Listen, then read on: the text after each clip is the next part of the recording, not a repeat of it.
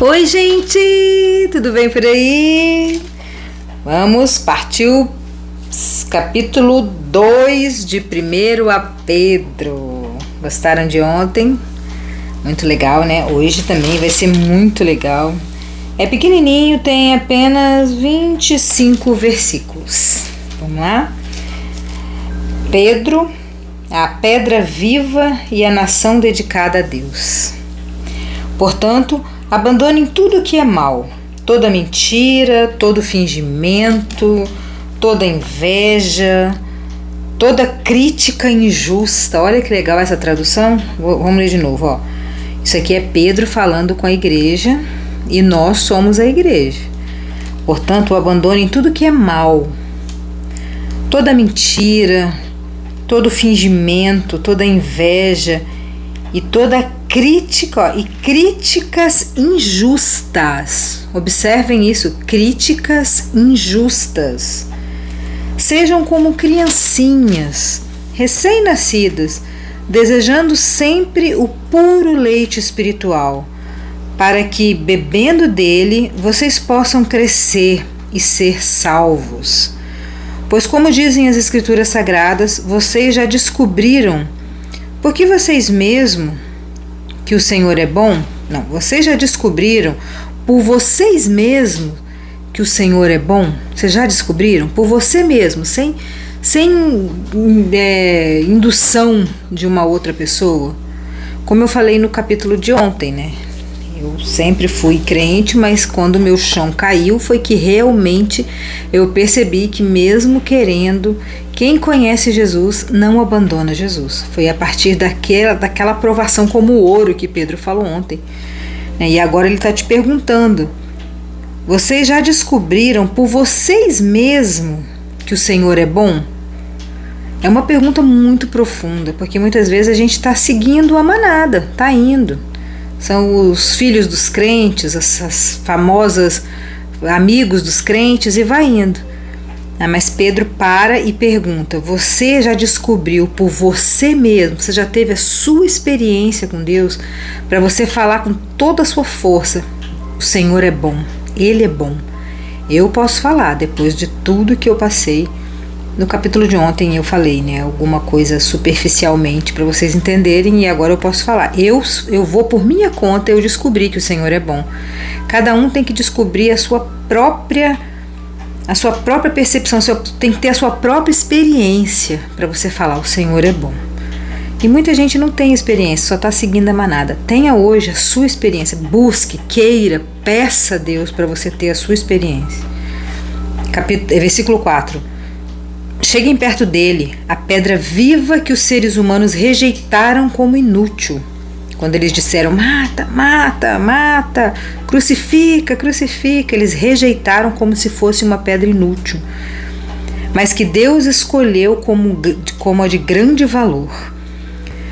Vocês também, como pedras vivas, deixem que Deus os use na construção de um templo espiritual, onde vocês servirão como sacerdotes dedicados a Deus. Olha, esse versículo está grifado aqui na minha Bíblia, não sei se dá para vocês verem. Está todo de rosinha aqui, grifado na minha Bíblia, por isso eu vou ler de novo. Vocês, nós, também somos pedras vivas, cada um de nós é uma pedrinha. Deixem que Deus use vocês na construção de um templo espiritual. Está falando de espiritual, não do carnal. Carnal morre, nós somos templo. Essa carne, ela é templo do Espírito Santo que habita dentro de nós, mas essa carne morre. É de carbono, ela evapora, ela some, ela vira pó. Mas a alma é eterna. Então ele está falando, nós que somos pedras vivas, temos usado na construção de um templo espiritual, onde nós serviremos de sacerdote. Nós seremos sacerdotes dedicados a Deus. E isso para que por meio de Jesus Cristo ofereçam sacrifícios que Deus aceite.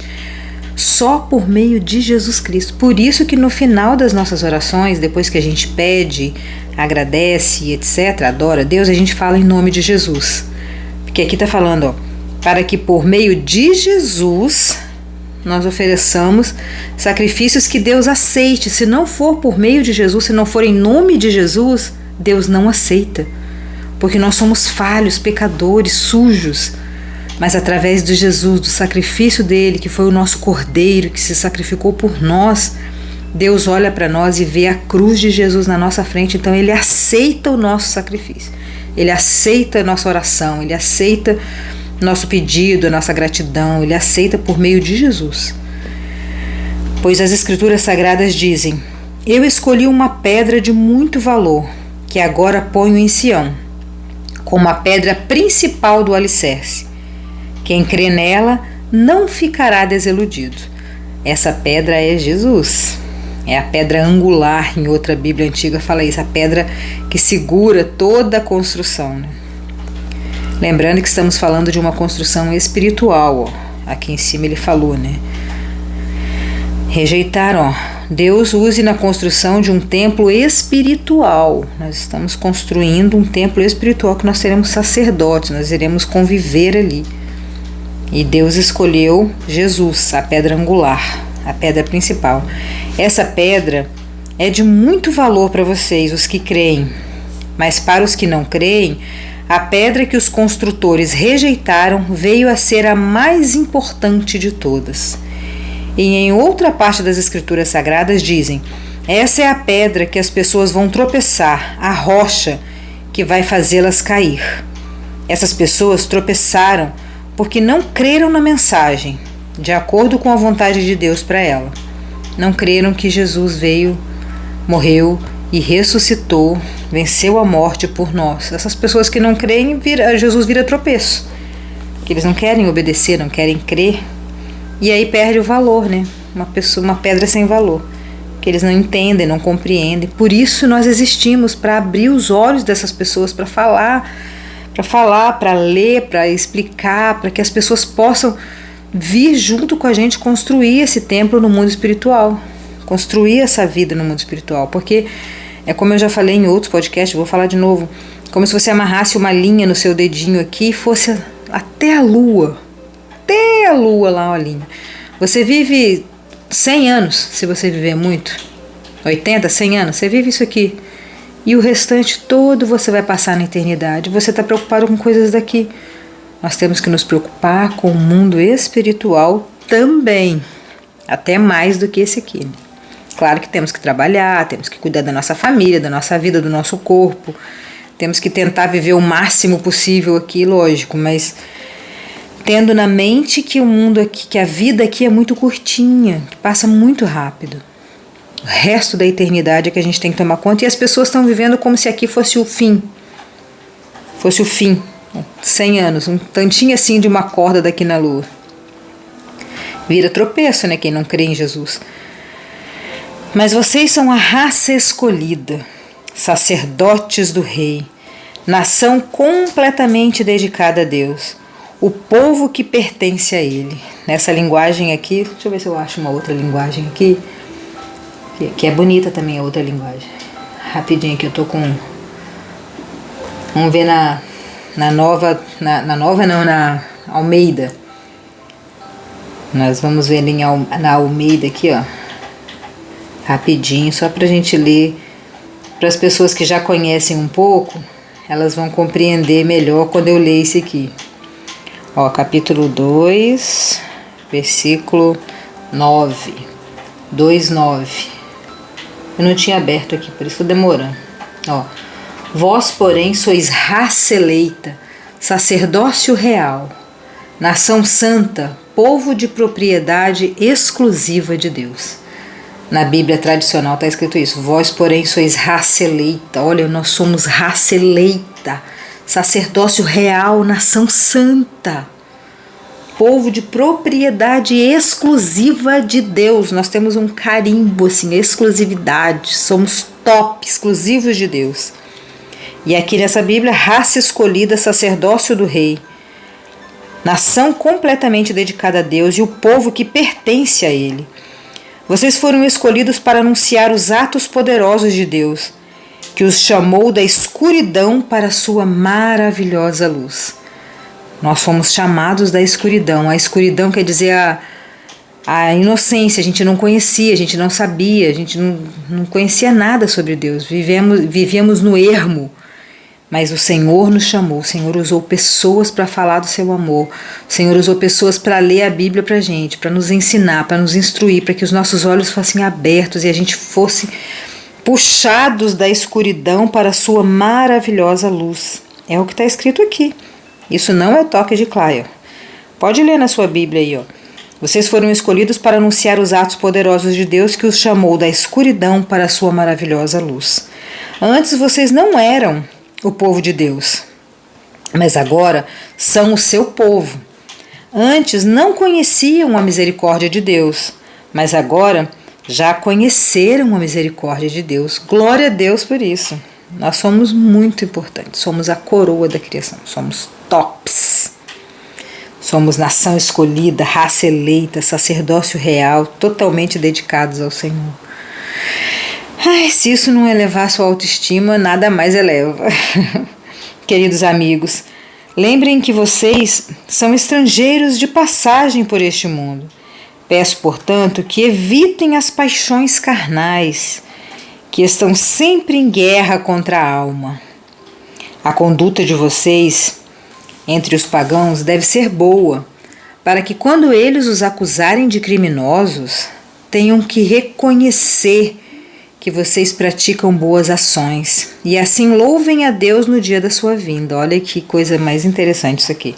A conduta de vocês, a nossa conduta, nós que somos o sacerdócio real, nós que somos a nação eleita, nós que somos a coroa da criação de Deus, nós temos que ter uma boa conduta. A conduta de vocês deve ser boa. Nós temos que tentar o máximo possível fazer o bem, fazer o que é certo, amar as pessoas, não julgar, fazer tudo o que há de melhor, para que quando os criminosos, quando as pessoas do mal nos acusarem, porque eles irão nos acusar mesmo a gente fazendo coisas boas, tipo aquele caso que eu contei num outro podcast da moça lá, Isabelle, essa gente esquisita, que esse povo esquisito fica seguindo nas redes sociais também.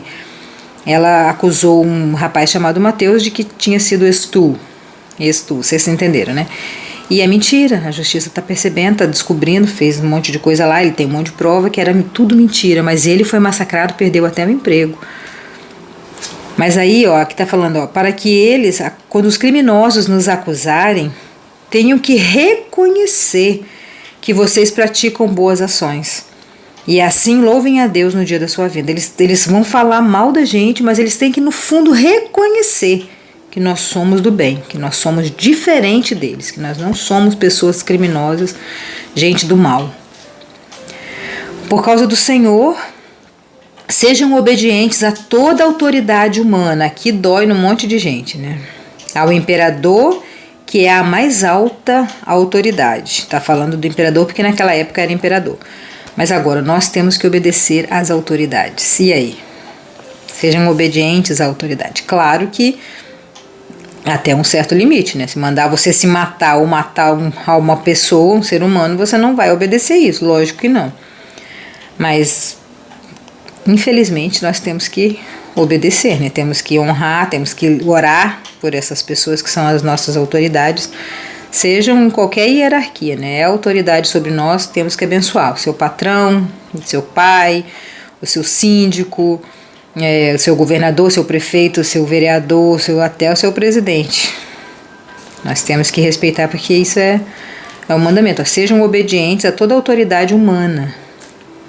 Para que haja regra, lei, né? Que se todo mundo começar a fazer bagunça e baderna, imagina, vai virar um inferno o mundo. Já é um inferno, né? Já jaz no maligno, mas nós temos que respeitar. Não está falando para a gente amar, não está falando para a gente concordar, não está falando para a gente apoiar, mas está falando para a gente ser obediente, respeitar, né? É sobre respeito aqui. E aos governadores que são escolhidos por ele para castigar os criminosos e elogiar os que fazem bem. Vamos voltar aqui que ficou meio sem nexo, né? Por causa do Senhor, sejam obedientes a toda autoridade humana, ao imperador, que é a mais alta autoridade, e aos governadores que são escolhidos por ele, por Deus, para castigar os criminosos e elogiar os que fazem bem. Deveria ser assim, né? Mas infelizmente nós Nós vivemos num mundo que está totalmente virado, né? Totalmente virado. Eles estão prendendo pessoas que fazem coisas fúteis e soltando pessoas que fazem aberrações. Infelizmente, mas aqui, né, deveria ser assim, né? O governador deveria ser justo. O governador deveria prender os criminosos, as pessoas que realmente fazem mal para a sociedade, e elogiar as pessoas que fazem bem. Quantas vezes a gente vê um policial prendendo um bandido e ele não é nem elogiado, não ganha nada, ganha crítica? Porque o mundo jaz no maligno, as pessoas não conhecem Deus. Por isso existe nós, que somos as pedras vivas que estamos construindo esse mundo espiritual. A gente tem que falar, a gente tem que fazer, a nossa conduta tem que ser boa, a gente tem que falar para eles, você tem que prender o errado e soltar o bom. Nós temos que fazer isso, porque somos chamados para fazer o bem. Pois Deus quer que vocês façam o bem, tô falando. Pois Deus quer que vocês façam o bem, para que os ignorantes e os tolos não tenham nada para dizer contra vocês. Os ignorantes e tolos, eles conversam pelos cotovelos, mas quando eles olharem para nós, eles têm que perceber que nós somos diferentes. Eles podem nos odiar, que eles nos odeiam mesmo, mas eles têm que confessar que nós somos do bem, que a gente faz o que é certo, o que é justo.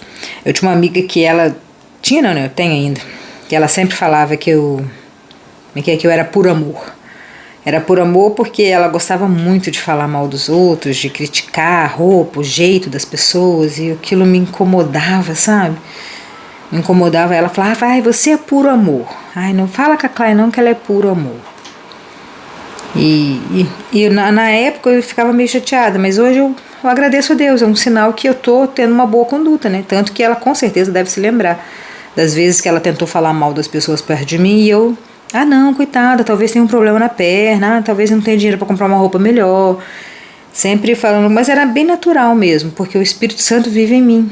E quem sou eu para criticar os outros? Uma pessoa cheia de defeitos, um ser humano pecaminoso, que se não fosse a graça de Jesus eu estava lascada. Aí eu vou ficar falando mal dos outros? Os próprios criminosos têm que nos elogiar, pois Deus quer que vocês façam o bem, para que os ignorantes, os tolos, não tenham nada do que dizer contra vocês. Vivam como pessoas livres.